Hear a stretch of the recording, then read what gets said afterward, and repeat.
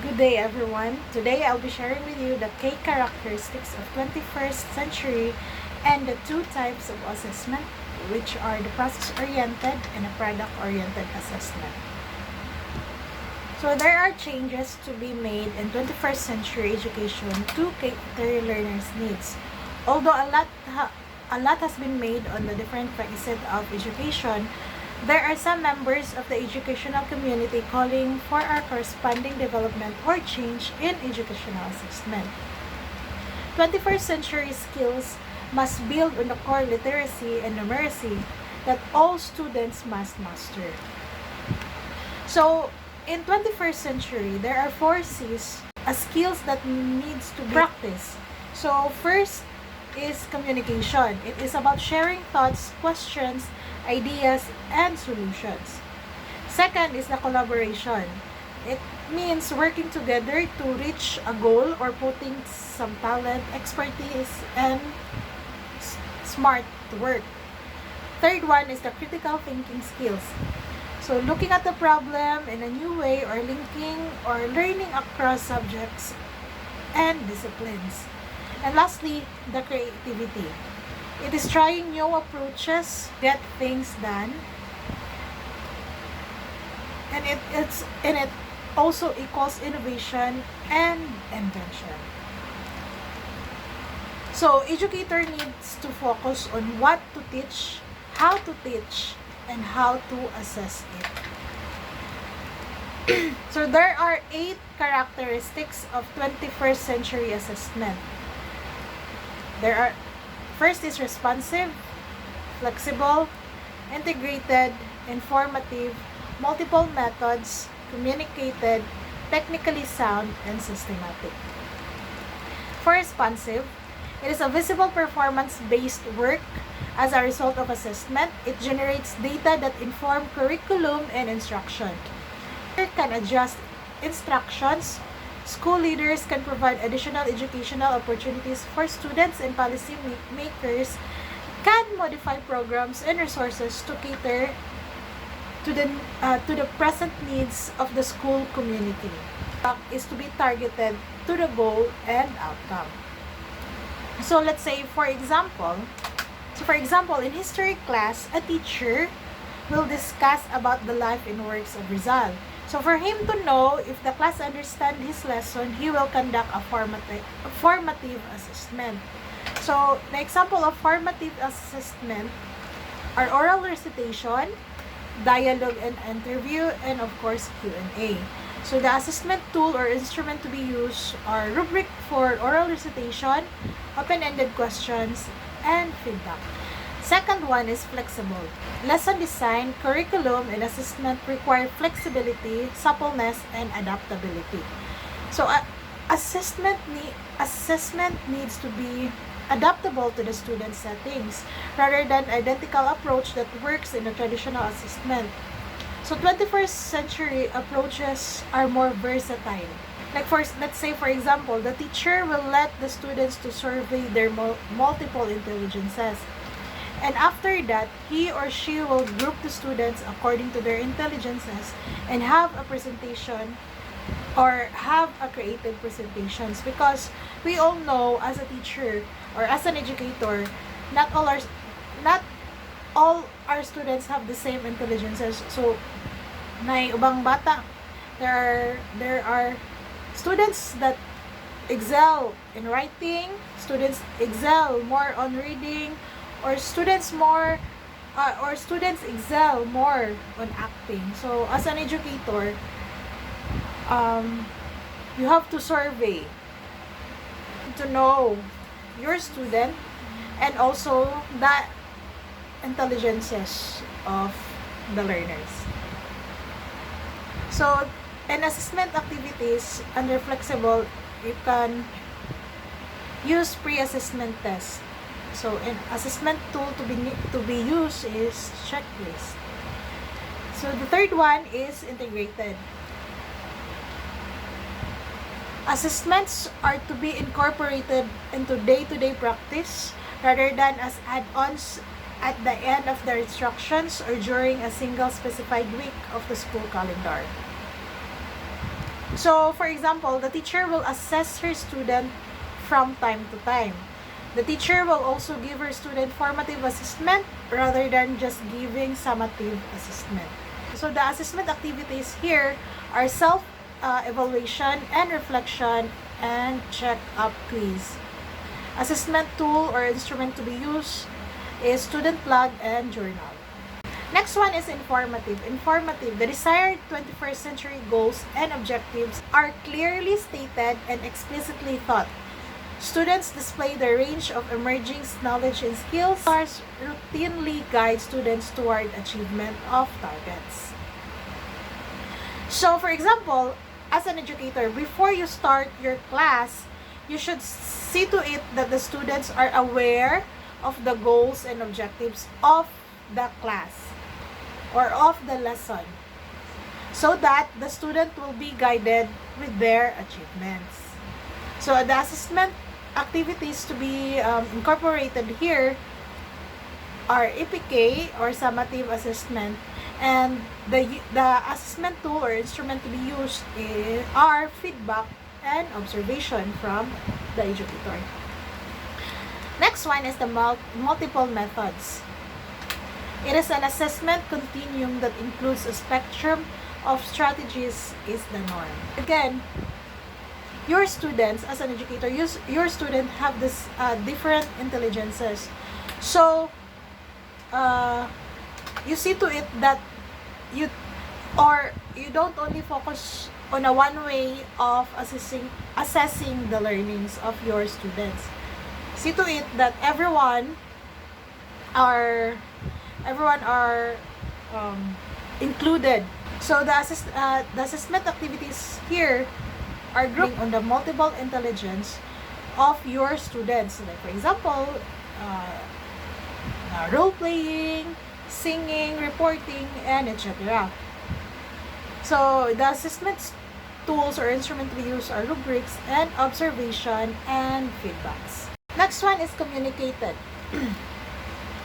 Communicated is a communication of assessment data that is clear and transparent for all stakeholders. The teacher, for example, you let your students keep track of their progress by returning their papers or evaluation sheet. You will also see to it that you submit the students' grade on time for their parents to be aware of their learners or children's achievements. Assessment activities here is reflection. Also, the assessment tool or instrument to be used are student log and journal, feedback, and portfolio. Other characteristic of 21st century is technically sound. It is adjustment and accommodations are made in the assessment process to meet the student needs and fairness. To be valid, the assessment must measure the stated objectives and the 21st century skills with legitimacy and integrity. And to be reliable, the assessment must be precise and technically sound so that users are consistent in their administration and interpretation of data. So, for example, as an educator, you make sure that the assessment are valid, reliable, and also it supports comparisons, since many of the students have different intelligences, not only intelligences but also beliefs, gender, it can also gender, and also socio-economic groups. So, under technically sound, assessment activities are interactive activities, class discussion, or class group presentation. So, assessment tool and instrument to be used are behavioral observation, feedback, and also rubrics. The last characteristic of 21st century is systematic. The 21st century assessment is part of a comprehensive and well-aligned assessment system that is balanced and inclusive of all students, constituents, and stakeholders, and designed to support improvement at all levels. Example, as a teacher, you are aware that changes are inevitable.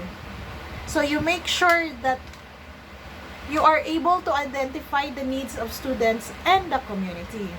So with that, you will be able to develop students into globally competitive individuals.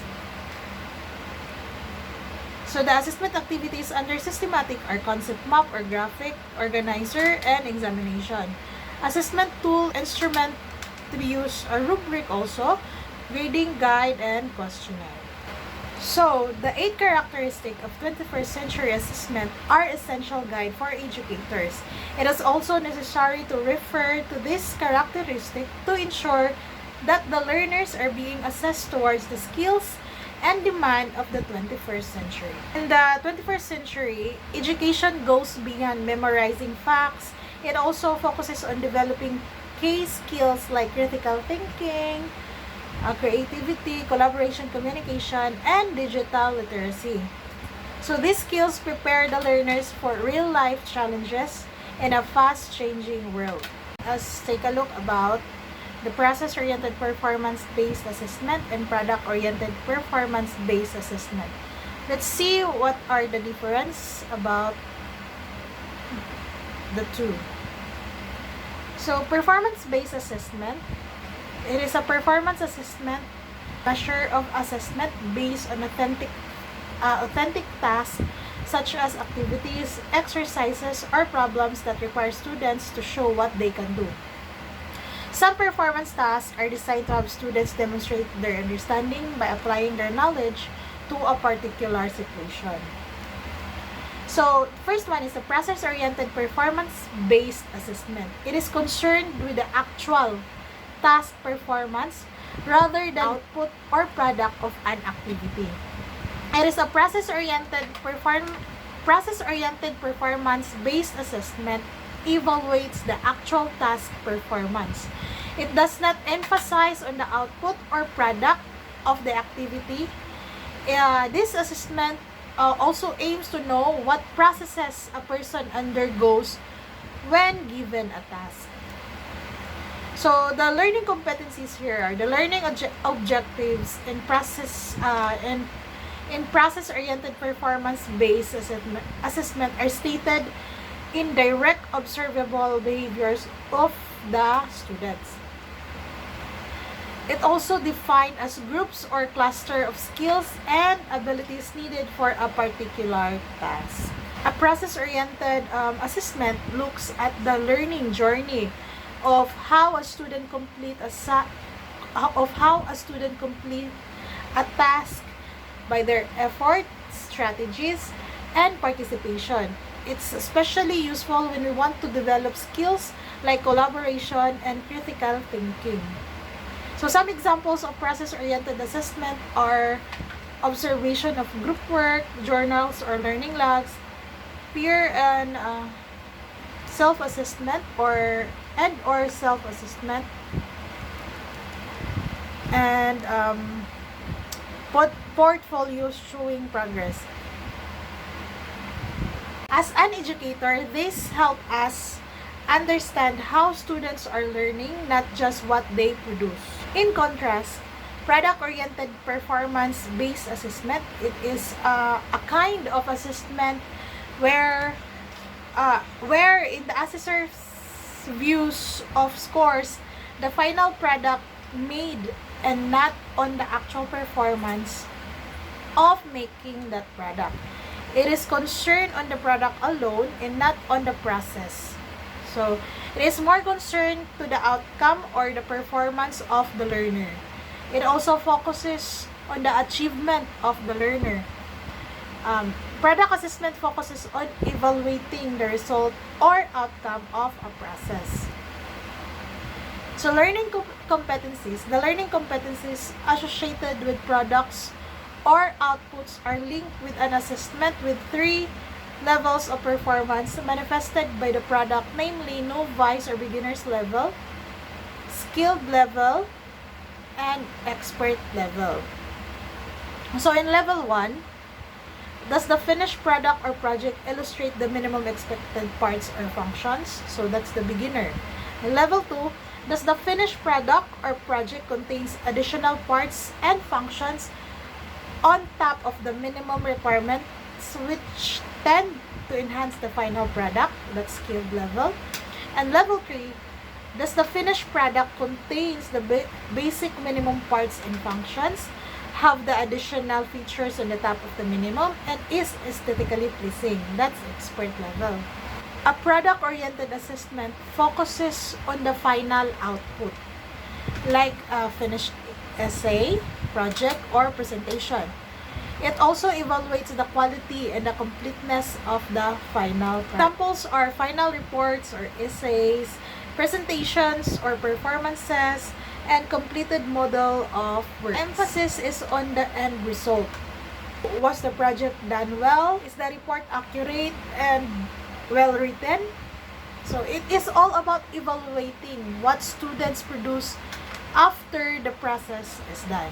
To compare, process-oriented, the focus of process-oriented is the learning process, while the product-oriented is the final outcome. The purpose of the process-oriented performance-based is to develop and monitor skills, while the product-oriented, it is to evaluate the end of the performance.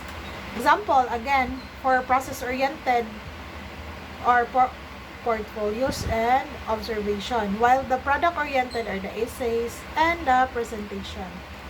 21st century skills that go beyond facts and figures. As an educator or learners, we must embrace both process and product-oriented assessment to fully support skill development and meaningful learning. Thank you very much for listening. Again, this is Marian Jagro, and this is the end of my report.